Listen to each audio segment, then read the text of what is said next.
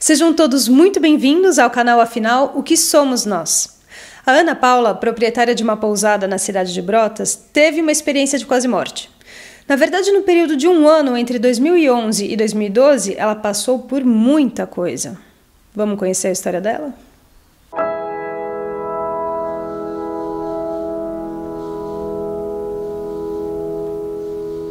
Estamos aqui nesse local paradisíaco, lindo, delicioso, para conhecer a história, a EQM da Ana Paula. Por favor, Ana Paula, se apresente e nos conte tudo, no detalhe que for possível. Tá bem. Então, eu tenho 45 anos e há cerca de entre 5 e 6 anos atrás, eu tive uma série de episódios que relativizaram o meu padrão do que é consciência. Então, de diversas maneiras que posso agora exemplificar, né, do que me ocorreu aí conforme o desenrolar da nossa conversa, mas de diversas maneiras eu pude ver vários estágios de consciência, sendo que em um deles é o que eu classifico, embora até então eu tinha guardado para mim essa nomenclatura, mas que eu exemplifico como uma EQM. Foram episódios sucessivos em um curto espaço de tempo e devido a eu já estar um pouco sensibilizada com o assunto, a cada vez que me ocorreram, que cada um deles me ocorreu, eu comprovava que alguma coisa diferente estava acontecendo naquele período. Então, como eu falei, como foi um curto espaço de tempo, então, há 6 anos atrás, isso tudo dentro de um ano, foram impactantes as experiências. E todas elas muito pontuais, muito objetivas e com muita clareza. E quando eu digo que foram vários episódios em que eu pude relativizar o meu estado de consciência, é porque isso foi desde sonho até algum fenômeno auditivo, olfativo, coisas bem diferentes, né? E a mais palpável foi justamente a EQM que me ocorreu durante uma cirurgia importante também. Como eu digo, como são 4 episódios para mim importantes, assim, é até difícil eu dizer o que para mim é mais impactante, mas eu acho que a ordem temporal talvez seja isso, exato, talvez, exatamente, então, o primeiro deles ocorreu por eu não sei, não tenho nome para dizer isso, mas talvez um desmaio, alguma coisa assim, um apagão, né? Não posso dizer desmaio, porque já desmaiei também, sei como é desmaiar. Então, na primeira vez, eu apaguei, literalmente. E ressurgi e apaguei novamente e saí com o corpo de bombeiros, com a polícia e tal, porque não tinha como não tinha como me locomover de outra maneira. Durante o percurso em que eu tive esse apagão e fui até o hospital, e não se sabia o que estava ocorrendo ali, porque até então eu nunca tinha tido isso, eu ouvia tudo o que acontecia ali, né? Então era uma coisa que também, perguntando logo depois para o médico, ele falava, não tem como, porque ou você está desmaiado ou você está consciente. Então, se você chega aqui consciente, eu falei, bom, mas então, eu ouvi. E depois conferi o que eu havia ouvido. Então, o percurso dos bombeiros durou, acho que cerca de, entre me pegar, pôr na maca, me levar, me pôr na maca do hospital, coisas assim, creio que acho que 15, 20 minutos. Então, tudo isso eu estava ouvindo e vendo Porém, segundo os médicos, os bombeiros e quem estava ali me acompanhando, eu estava sem batimento cardíaco muito baixo, né? Como não era desmaio, bom, eles também não têm muito isso. Eles não, exatamente. Eles também não têm muita classificação para dizer, talvez porque também não seja especialista para falar sobre isso. Bom, fato é que ocorreu a primeira vez e logo... Essa primeira vez ocorreu aqui? Sim, exatamente. Onde nós estamos. Isso. E você disse que foi um apagão. Nós tivemos uma conversa anterior. Você teve uma convulsão, alguma coisa? Exatamente. É difícil para eu dizer, por isso que eu falo classificar, mas como não era um desmaio, e também eu não sei dizer se era um ataque convulsivo, uma crise convulsiva. Pode ter sido, né, sem ter... não houve uma classificação. Você não há certeza de que você tenha tido uma convulsão? Não é certeza. Então, por isso, logo após sair do hospital e tudo bem, e como que classifica, não sabe dizer e não sei o quê, eu fui ao cardiologista, porque eu tenho um sopro cardíaco que fazia um acompanhamento à distância de tempo, porque nunca me causou problemas e tal, convivia bem com esse sopro, com essa CIA, uma comunicação intratrial. Eu fui ao meu cardiologista e falei, olha, aconteceu isso, eu saí com os bombeiros, inconsciente, tentaram me reanimar ali, nada aconteceu, porém eu ouvi toda a conversa e depois reproduzi, conferi dizendo, olha, falou isso e tal, mas até então, por 20 minutos eu não estava ali. Você só ouviu, você não sentiu nada. A única coisa que você percebeu de diferente é você estar ouvindo. Sim, exato. E era como se estivesse ouvindo numa escuridão? Sim, exatamente. É como se fosse um oco em que só o que é dito exatamente é que me ocorre, entende? Então não é barulho do motor do carro de bombeiros, por exemplo. Então não tem isso. E aí, ao perguntar ao médico, eu falei, tal, ele me diz, pode ter sido uma arritmia. E eu, né, um pouco leiga, mas talvez um pouquinho também informada, perguntei que a arritmia é isso. Eu falei, então pode ter sido uma parada cardíaca mais demorada? Ele falou, sim, pode, então podia ter morrido. Ele falou, numa dessas você podia ter morrido. Eu falei, tá bem. Ele falou, então, Ana Paula, vamos operar, não sei o quê. Eu falei, bom, diante do que você está me dizendo, vamos para a cirurgia. E aí, dentro de um mês, eu marquei a cirurgia. De forma bem ágil, procurei a equipe que eu já... Que por indicação de médicos e tal, agendei e aí fui para a cirurgia. Aí vamos para esse segundo episódio. O segundo episódio, então esse sim é importante, é que a minha cirurgia era prevista para 3 horas aproximadamente. No final ela durou entre 6 a 8 horas, eu não me lembro exatamente o número, pode só até depois confirmar e tal, mas foi mais de 6 horas, porque ao fazer a incisão, eles se depararam com uma complicação ali, de ter que fazer uma drenagem pela sobrecarga no pulmão e tal. Então isso não estava previsto e aconteceu.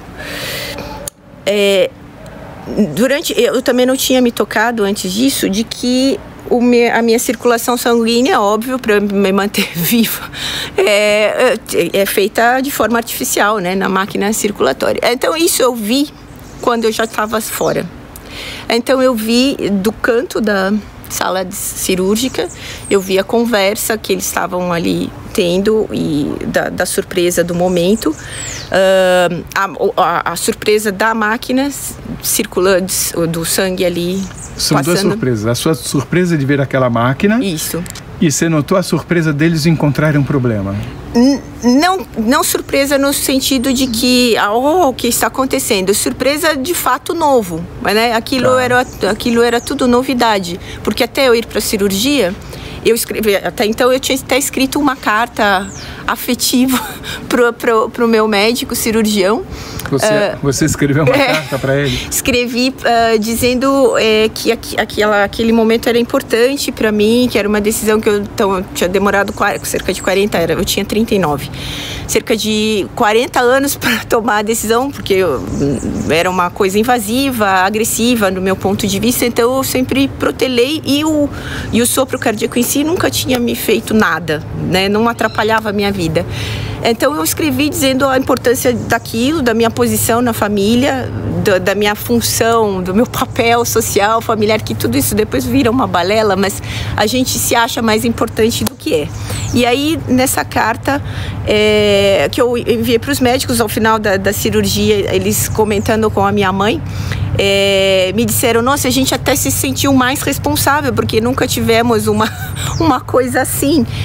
Então, em função também da carta, a gente se dedicou isso em forma de brincadeira e tal, mas na verdade teve ali uma coisa que os médicos não contavam, né? Ana Paula, nessa operação cardíaca, você só enxergava ou você escutava as palavras, as conversas que eles tinham entre eles? Sim, eu tinha tudo. Eu enxergava, ouvia a conversa e via detalhes ali da sala. Então, eu sei exatamente quantas pessoas tinham, 5 pessoas, o médico, o diálogo que tiveram ao encontrar a surpresa aí da drenagem. E como eu falei, como eu estava no canto, né, não era uma coisa assim, saí e fiquei no alto pairando. Não, era como se eu estivesse sentada na sala do canto, no canto da sala cirúrgica. No alto ou embaixo? Na esquina, assim, na quina. Lá na quina. Isso, exatamente. E aí... a diferença desse momento também, quando você fala, então, sentir, para mim, sentir o coração em si, para mim é também uma sensação já conhecida, porque aí, por isso que eu digo que outro estágio de percepção da consciência eu tive em um sonho em que eu levava um tiro no coração. E aí, no sonho, eu saí, subi, aí sim, vi o meu corpo com o tiro e eu senti a bala entrando. Então, isso não era um pesadelo, mas era muito nítido, porque então eu vi a situação, o tiro, eu não sei por que veio o tiro, não sei, todo o enredo do tiro eu não sei dizer. Sei que eu levei um tiro, foi no coração e eu senti isso. E vi que estava morta. Mas isso era um sonho. Então, isso é bem diferente do que eu estava ali durante a cirurgia presenciando. Explica o quanto você puder sobre a diferença, até porque essa é uma pergunta que a gente sempre faz. Sim. Assim, por que a pessoa que teve a experiência de quase morte, ela se sente tão segura em afirmar que não era um sonho? Sim. Bom, primeiramente por causa talvez desse sonho, então eu vi como era você ter sair do corpo no sonho, né? E ver o que está acontecendo. Então, ali no sonho, sim, eu senti e tal, falei, né? Senti a bala entrando e não sei o que, isso, e via isso de cima e não sei o que. Já na cirurgia, é um fato diferente no que se diz, você está integrado ali. Então, se você está com anestesia, então o certo é você, né, não estar sentindo nada. E eu, por exemplo, não senti nada. Então eu não posso dizer que a sensação do sonho, do tiro, sim. No sonho eu senti o tiro entrando. Na minha cirurgia eu não senti nada no coração ou mexendo. O que eu senti foi uma sensação de o ar preso. Então quando você inspira e segura o ar e mantém os pulmões cheios, era isso que eu tinha, era essa sensação que eu tinha. Então, como esse prender de ar.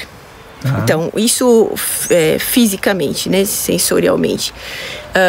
E aí, a conversa, então, os detalhes da conversa, a piada que fizeram, isso tudo de ouvir, eu ponho até um pouco de descrédito, porque eu posso dizer assim, poderia dizer assim, mas eu estava anestesiada, mas estava ouvindo e tal. Mas eu não tenho como ter os detalhes da sala. Então, isso eu tinha. E o número de pessoas, eram 2 homens e 3 mulheres. Uma era mais nova e era japonesa e tal. Então, essas coisas... E todos esses detalhes você confirmou depois? Sim, porque depois o médico foi até mim e foi com a equipe cirúrgica, com parte deles. Né? E porque foi falar com a minha mãe e comigo.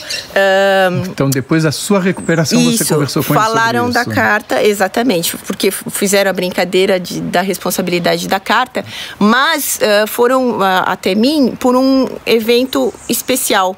3 dias depois da cirurgia, já em recuperação, eu estava para ter alta, tomando banho, chuveiro quentinho ali com auxílio da minha mãe, eu tive um AVC. Então, esse é outro episódio de outra mudança de consciência, porque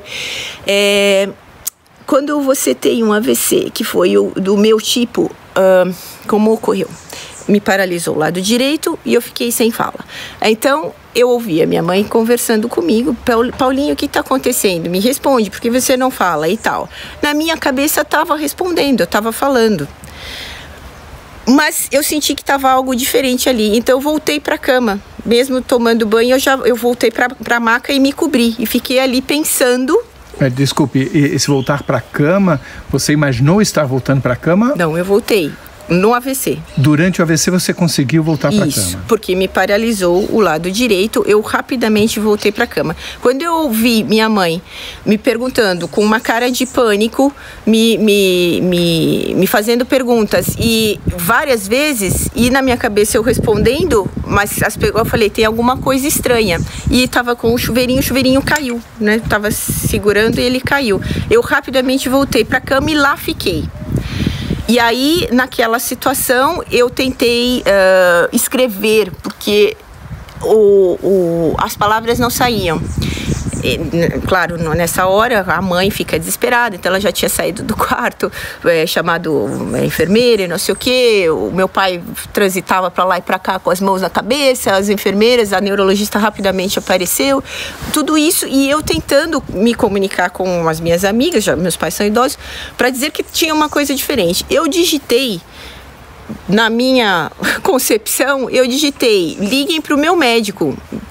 Deu um problema, né? Algo assim.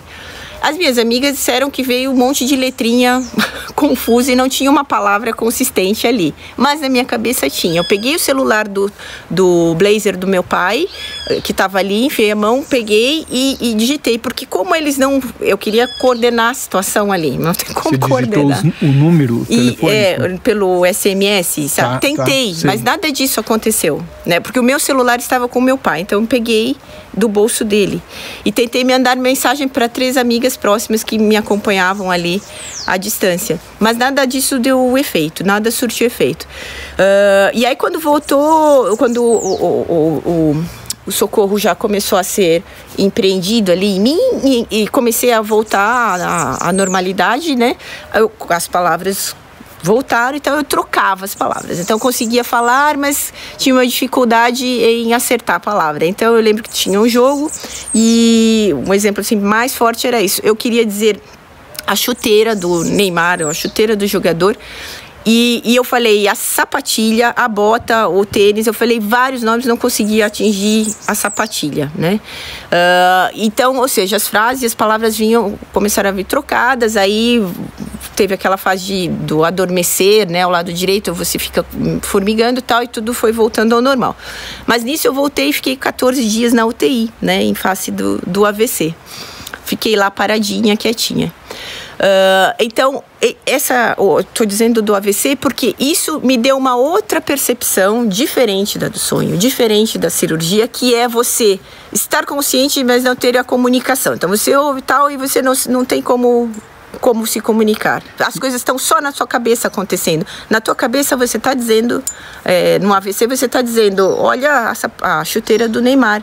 E saiu sapatilha, não saiu chuteira. Bota. Ou seja, você... Não veio a palavra. Na sua consciência você estava normal. Isso, mas eu não dizia coisa com coisa, como dizem. E você não notava que não estava dizendo coisa com coisa? Sim, não notava. Quando eu retornei da cirurgia no estágio de consciência pós-anestésico, eu estava entubada ainda. Então, foi bem na entrada, tinha um primo meu que foi ali me dar boas-vindas, e eu tava com o tubo. Então, logo notei aquilo e pedi, como eu não podia falar, eu quis arrancar, não me deixava, eu pedi papel e caneta e a enfermeira logo me deu. Eu falei, eu não consigo respirar, né? Eu tô sem respirar, me tira isso e tal. A gente já vai tirar, eu não sei o que e tal. Então, essa sensação do sem ar que eu tive durante a sala cirúrgica, eu não sei dizer se está ligada a isso ao tubo ou não. Eu sei que a minha capacidade respiratória ali estava, de alguma maneira, na berlinda. Porque tanto durante, então, eu estava vendo toda a cirurgia ali, vendo a delicadeza do momento, os diálogos, as pessoas, a máquina, tudo aquilo, a situação que eu tinha física a única física era a respiratória. E isso só me caiu a ficha logo depois, é que assim que eu acordo... Você estava com essa sensação? Exatamente. E era a mesma sensação? Sim, exatamente. Porém, você está entubado justamente para você não ter nenhum esforço respiratório, para você estar ali, né? Então, bom, aí me tiraram tal, e rapidamente estava tudo bem mesmo, né? Após a cirurgia. Tanto estava bem que os médicos estavam elogiando a minha recuperação rápida e eu estava ali já na manhã do terceiro dia para ter alta, quando houve o AVC. Então, assim, diferente do que foi o sonho da cirurgia, teve esse episódio aí do AVC, que foi uma outra maneira de eu lidar com você estar com o cérebro ativo sem estar se comunicando e tal. Passado um mês, eu fiquei lá em São Paulo ainda um tempo em recuperação, porque justamente pelo AVC era bom que eu estivesse perto do socorro médico, né, imediato, se precisasse, já que Brotas tem recursos mais limitados, então fiquei por lá. Passado um mês, vim para Brotas, para minha casa, e imediatamente fui pegar o carro, que você já quer, né, levar a tua vida própria e não sei o quê. Eu saí com o carro e saí do carro. Eu creio que eu puxei o freio de mão, mas não devo ter puxado. E deixei o carro sem o freio de mão, o carro desceu e bateu aqui nessa mangueira. Desceu aí cerca de, 50 metros e estraçalhou a traseira aqui na mangueira. Eu saí, o que fez, talvez reduzir um pouquinho o impacto, foi que a porta bateu ali na goiabeira. O carro ficou por um mês na funilaria. Exato. Peguei o carro na funilaria em Bauru e fui para São Paulo, num retorno médico, inclusive. E saindo de São Paulo, era 5 da tarde, na Bandeirantes, então começa ali o fluxo a aumentar, né, das pessoas de São Paulo em direção ao interior, e eu costumo correr de carro, mesmo sabendo do risco disso, acabo correndo. Naquele dia eu estava bem tranquila, bem zen. Primeiro porque eu acho que quando eu tive esse limiar aí da vida, né, de você ter passado ali por uma experiência da linha tênue mesmo da vida, da delicadeza, você tem ali nos momentos iniciais, nos 6 primeiros meses, 1 ano, você passa a fazer as coisas com mais calma, porque você vê que a urgência não é tanto assim.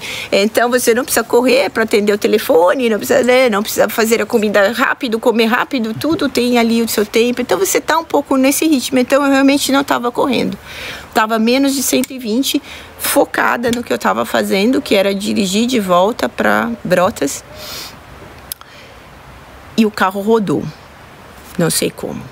Eu vi o carro rodando, já fora dele, e olha, o caminhão vai bater. Você se viu fora do carro? Sim. No momento que o carro estava rodando? Exato. O caminhão que está vindo ali, ele vai me bater de frente. E agora sim eu vou morrer. Quando eu acordei de todo esse pensamento, eu não sabia que tinha rodado. O carro morreu e eu estava de frente no contrafluxo, então eu estava... Você estava olhando para a contramão. Isso. Então eu estava, vamos dizer assim, na segunda, que não é a de ultrapassagem, logo a anterior, né? E quando eu voltei para mim, eu estava já na segunda do acostamento para cá, de frente, o carro morreu. Então, eu ainda tive o tempo de ter que ligar o carro para ir para o acostamento na contramão. E eu vi que estava rodando de fora. Eu só parei porque acho que acabou o rodar, né? Ou alguma coisa ocorreu ali com o carro, eu não sei o que. Eu sei que quando eu voltei, eu vi um bolsão de ar, vamos dizer assim, um bolsão que eu digo de espaço físico em volta de mim, limpo, e era uma descida, por sorte, e os caminhões e carros todos desviando ali à minha direita. E lá, rapidamente, então, eu liguei o carro e falei, caramba, né, deixa eu ir. Esse bolsão de ar tinha alguma característica? Porque eu jamais definiria um bolsão de ar numa estrada, nem sei exatamente o que seja isso. Esse bolsão de ar tem alguma coisa como se tivesse uma interferência de outra realidade? Por isso que eu digo um bolsão de ar, porque era um oco, era um vazio de carros. Então eu estava na subida, os carros estavam lá, distantes, sei lá, visualmente talvez a mais de 1,5, 2 quilômetros de mim. Nessa visão isso, em que tinha um bolsão. Exato. E aí vinham todos ali pela direita. Então, na minha frente não havia nada no seu asfalto com as listinhas no chão. Então, por isso que a minha expressão é um bolsão de ar. Essa distância não era uma distância real, era o que você via. Pois era o que eu via. Tá. Porque não tem como ser real, porque como é que a velocidade dos carros devia ser a mesma que a minha, mas sim, o que eu vi era isso. E aí não veio o caminhão, quando eu acordei não tinha caminhão, não tinha nada, só tinha isso, essa realidade física ali. Tá, só voltando então, quando você rodou, que viu de fora, tinha um caminhão vindo. Isso. Quando você acordou, você viu um bolsão de ar e não tinha caminhão nenhum. Não. O bolsão de ar se forma do momento em que eu acordo e ligo o carro. Tá. Então, a primeira visão que eu tenho é essa, do bolsão de ar. Tá. É isso que eu vi, com esses olhinhos. Tá. Então, eu não sei dizer se isso era ali ou se era a passagem. No momento em que eu estava rodando, eu não vi o bolsão de ar. Eu sabia que eu estava rodando e eu vi o caminhão se aproximar. E você pensou, eu vou morrer? Eu falei, agora eu vou morrer porque este caminhão que está vindo vai bater de frente e vai danificar o carro, coisas assim, né? Isso é fração de segundo, eu não tenho todo esse vocabulário. E aí, quando eu volto, quando eu dou por mim, eu tô com o carro morto de frente, liguei rapidinho e fui para o acostamento e imediatamente um caminhão parou e me pergunta, o motorista diz, moça, a senhora tá bem? O que aconteceu?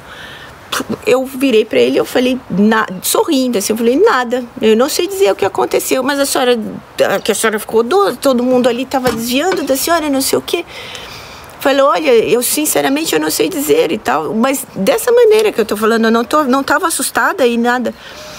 Ele falou, a senhora quer um copo de água ou quer parar, tomar um ar, não quer descer? Eu falei, não, eu realmente estou bem, eu estou bem, não tô assustada, não tive um desmaio, não tive nada. Ele ficou ali comigo, então, por cerca, acho que de 1,5 minutos, vamos dizer assim, porque ele se certificou que estava tudo bem. E parou imediatamente a eu ter estacionado o carro ali, ainda na contramão. E aí, para finalizar, para encerrar ali aquele momento, eu falei, acho que talvez eu precise de ajuda só para desvirar o carro e tal, que então ele me auxiliou, vai ali um pouquinho e tal, mas ali já era um outro momento. Então, bom, concluindo, esse foi aí um outro episódio quinto episódio, né? Exato, num curto espaço de tempo que né, eu estava ali de novo, né, reavaliando o que estava, né? Quando isso me acontece, eu não fico questionando. Então, naquele momento ali, acontece. Eu questiono depois, quando eu chego em casa, eu falo aquilo que ocorreu e tal, né? Como que foi e tal. Porém, essas vezes, exceto a da cirurgia, essas vezes todas, eu fui raciocinar. em volta. Na cirurgia, não tinha muito o que raciocinar, era aquilo, era a realidade, era o que acontece, eu estava certificada daquilo, entende? Para mim, o fato de eu ter visto a cirurgia, entre aspas, foi uma normalidade, vamos dizer assim, entende? Tá. Eu sou míope, por exemplo. Então, eu estou sempre de lente de contato, porque desde pequena, dos 7 anos, não gosto de usar óculos, então uso óculos quando é necessário. Então, para mim, eu não estou de lente, porque é o normal. Tanto é que se eu ponho óculos, as pessoas estranham, porque nunca me veem. Só que eu tenho 7 graus e 4, ou seja, se eu não tivesse de lente, eu nunca, né, não podia nem dar 2 passos ali, que já não enxergo bem. Então, isso é a normalidade. Uma vez que é o normal para mim, isso não me faz diferença. Eu não fico pensando, estou de lente, ou a lente está me incomodando e tal. As pessoas talvez me digam, olha, tá de lente. E quem a sua visão em todas as situações foi perfeita. Sim, não, isso sim, sem dúvida. Então, o que eu quero dizer com o uso da lente é que isso é uma normalidade. Então, aquela situação de eu ver ali, para mim aquilo era normal, não era, para mim é normal, não era, é. Então aquilo eu não tinha um questionamento, aquilo simplesmente estava acontecendo, eu vi, aconteceu, foi assim, assado, ponto. Entende? Diferente desses outros em que aí sim havia um questionamento posterior quando eu fui somar todas as diferentes que estavam ali acontecendo. E aí, paralelamente, durante todo esse percurso, eu tive o que o psiquiatra me classificou como crise parcial complexa, que é uma pseudoepilepsia. Bom, tá bem. Então bom seria falar com o neurologista e não sei o quê. Mas por que ela falou isto para mim? Porque, por exemplo, eu tive nuances, lapsos de não saber o que tinha ocorrido ali em determinado tempo. Então, um exemplo que foi bem claro assim para mim, toda a trajetória dele, foi de que eu viajei para ficar no sossego, uma fazenda que eles têm criação de cavalos, então fiquei lá numa fazenda em Ourinhos. Fiquei lá, comida de fazenda, ambiente da roça, sem celular, sem nada, bem tranquilinha. Numa das manhãs, eu tive que ligar para alguém da minha convivência para me certificar do que eu tinha falado, do que eu tinha feito, porque eu não tinha o registro daquilo. Nem do porquê de você estar onde você estava. Exatamente. Então eu liguei e falei... ontem eu falei do croissant, eu disse que eu andei a cavalo. Em que momento que eu liguei? E porque como eu estava, eu tinha que ter referência do que tinha acontecido, porque eu não tinha memória daquilo. Desse exemplo aí da manhã de cavalos que me apagou, e eu tive que... Eu digo desse exemplo mais impactante porque ele durou bastante tempo, né? Então eu tive que fazer um resgate maior para lembrar, mas houve outros menores, de lapsos de tempo um pouco menores. E daí que veio essa classificação de pseudo-epilepsia. Isso, exatamente. Por isso que ela me diz isso, a psiquiatra. E aí voltei para casa depois de ter que ligar e ver que realidade física eu vivi, porque eu não tinha registro da memória dele, do que eu fiz ali, se eu liguei, se eu comi, se eu então tinha que alguém me dizer o que eu fiz, onde eu estava, por que estava, como que era aquilo. Chegando em casa dessa viagem, eu senti um cheiro absurdamente diferente. Totalmente diferente de qualquer cheiro que a gente sente. Não tenho como dizer o que é diferente. Eu sei que ele era sui generis, característico, e que eu perguntei, você está sentindo esse cheiro? Não estou sentindo cheiro nenhum. Mas como não? O cheiro aqui, assim, assado e tal. Então, foi uma experiência olfativa ali totalmente...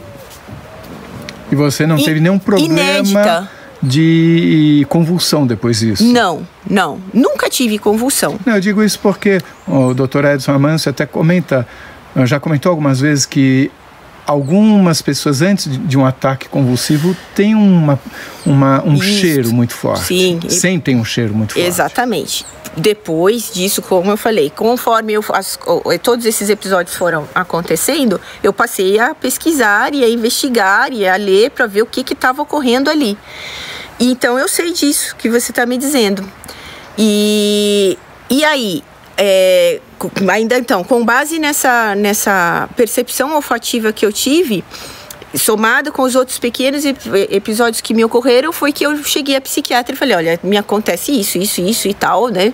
E ela me fala, neurologista, bom, tá bem, passei, foi tudo bem, acaba isso, deixa essa fase pra lá, passa muito tempo, eu vou ao neurologista me certificar para ver se então aquela crise parcial complexa realmente existe. Então, ressonância, tomografia, eletrodos e tal. Encefalograma.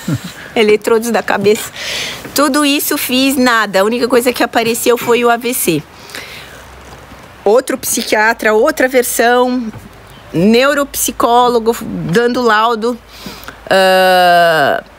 neurologista dando laudo, não tenho nada de epilepsia, não tenho nada disso.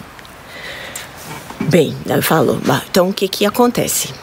Então eu vou fazer algum questionamento, porque será que é alguma coisa intuitiva e não sei o que, de percepção extrasensorial, né, ou de alguma relação com o espiritismo, qualquer coisa dessa que possa eventualmente ter passado pela cabeça, ela automaticamente é descartada por mim, porque são coisas que eu vivi que não precisa, como eu estar certa disso, entende? Eu não preciso do aval ou da classificação do outro.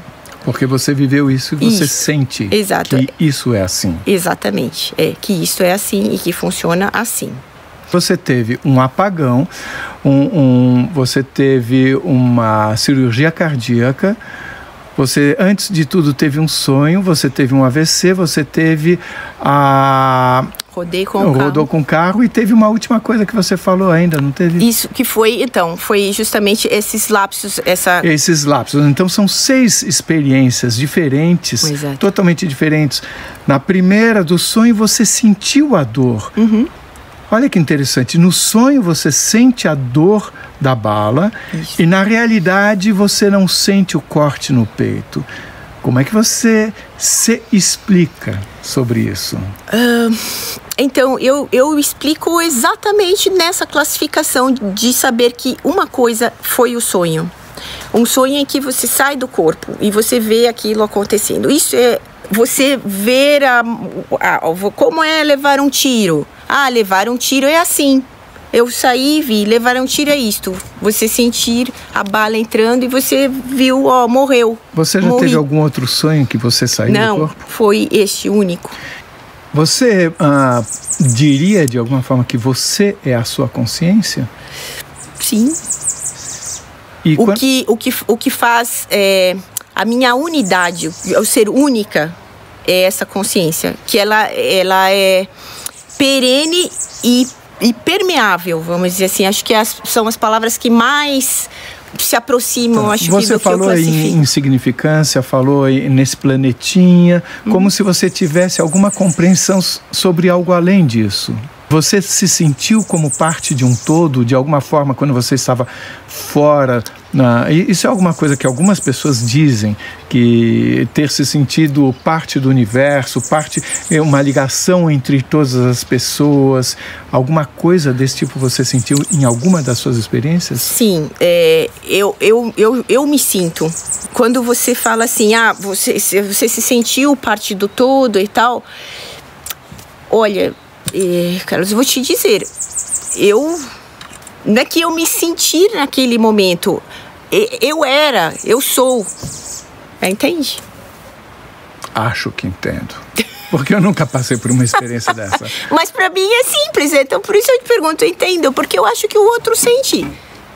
E aí, a única coisa que eu vejo diferente entre mim e às vezes uma outra pessoa que não passou aí no limiar da vida e da morte, do que a gente aqui, nesses 100 anos que a gente está aqui se cruzando, chama entre vida e morte, a única coisa que me faz, às vezes, diferente é que, então, uma pessoa que, sei lá, passou por algo semelhante, ela talvez entenda melhor. Então, às vezes, não adianta eu falar disso para um outro que não passou por isso. Por exemplo, vamos supor, você fuma muito. Não adianta eu falar para o fumante, cara, não vai ter... Eu não cometo nenhum ato suicida. Nada que vá tirar que vai reduzir a brevidade da minha vida aqui.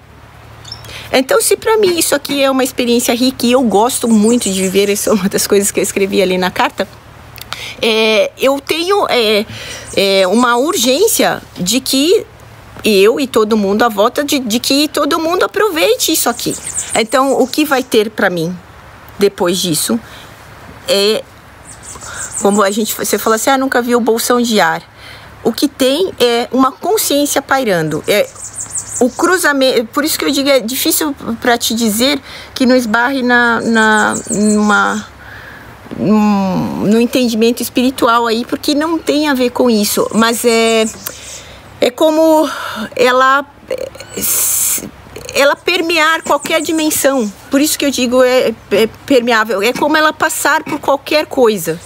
Por qualquer planeta, qualquer dimensão estratosférica, qualquer galáxia, ela é acima de tudo. Então você sente hoje que existem várias dimensões? Sim. Não sinto. Você teve uma percepção diferente do tempo enquanto você esteve nessas experiências ou em alguma delas? Do tempo. Ou do espaço? Não. Qualquer uma delas, por isso que eu digo que foram episódios de consciência bem diferentes. Então, qualquer uma delas, por exemplo, a da cirurgia, que é para mim, que aí sim, eu vi que podia ir, podia voltar e estava ali observando e tal, podia falar agora. Você sentiu uma liberdade de locomoção? Sim, isso tipo, posso ir que tá tudo bem e posso voltar também. E você experimentou se locomover? Não, eu fiquei sentada analisando se eu ia ou se eu voltava, ou se eu ficava. Você não se sentiu saindo ou voltando por próprio corpo na operação? Não, eu simplesmente... não tem Ana Paula com cabelinho ou roupinha, era o meu eu. Sua visão. Isto, vendo dali. Então, por isso que eu digo... lá na maca. Exato. E por isso que eu digo, esse é o único momento em que eu tinha poder ali. É isso que eu, inclusive, ia falar, depois a gente escapou. O que me faz diferenciar também, uma das outras coisas que me faz diferenciar a cirurgia desses outros todos os momentos é que ali no sonho era sonho. Ali no rodar, lá, olha, isso tá acontecendo, tal, vai acontecer. O carro vai bater, você vai morrer ali. Aí, Ana Paula, agora acabou. Já na cirurgia, não. Na cirurgia eu tinha opção. Não é que eu tinha opção, eu determinei se eu ia ou não. Se eu queria voltar ali para cirurgia e tal, e não sei o que, voltar para a realidade, vamos dizer assim. Você que se lembra da sua decisão de querer voltar? Sim, porque eu fiquei, como eu disse, sentada assim. A imagem que eu posso personificar é como você tá sentada assim, no canto da sala de cirurgia. No canto em cima, assim. Então, sentando e analisando ali, vendo como é que eles estavam procedendo ali naquela hora e vendo, meio que pesando ali. Era a decisão minha. Isso aqui, eu sou uma célulazinha, né? Ou aí um punhado de célulazinhas. A consciência ali na minha sala de cirurgia, quando eu digo o poder, a decisão estava ali em mim, o que fazer com esse conglomerado de células? A consciência era determinar o que é isso aqui, entende? Por isso que eu digo que não quero... Mas é balela, é pequeno, é quase mesquinho o corpo em si. Por exemplo, uma das coisas que eu escrevi na carta para o médico foi que eu era um pouco vaidosa e queria ir com o meu seio, com o meu colo, então eu queria que ficasse uma cicatriz bonitinha. Em outras palavras, eu dizia isso na carta. Então agora eu fiquei com a cicatriz que, por sinal, como eu voltei, como eu da cirurgia fui para AVC e fui para UTI, não me tiraram os pontos, então fiquei com os pontos aqui, eles estão aqui. Agora eu tô vendo se eu faço uma tatuagem ou uma cirurgia plástica para tirar. Mas isso, a cicatriz aqui que ficou, é impressionante a importância, o peso que eu dava para uma vaidade que não tem classificação de futilidade, assim, e porque agora isso realmente não, isso é como a lente, essa cicatriz tá feia, me perdeu totalmente o valor disso, entende? Se você gostou, por favor, se inscreva no nosso canal, dê muitos likes, faça comentários, compartilhe os vídeos com os amigos, toque o sininho, porque daí você sempre vai saber quando tem vídeo novo. E se você tem alguma dúvida ou passou por uma EQM e gostaria de compartilhar a sua história com o mundo, por favor, nos escreva. O nosso e-mail é afinal.oquesomosnós@gmail.com. Essa é uma nova fronteira do conhecimento humano. Vamos juntos atravessá-la?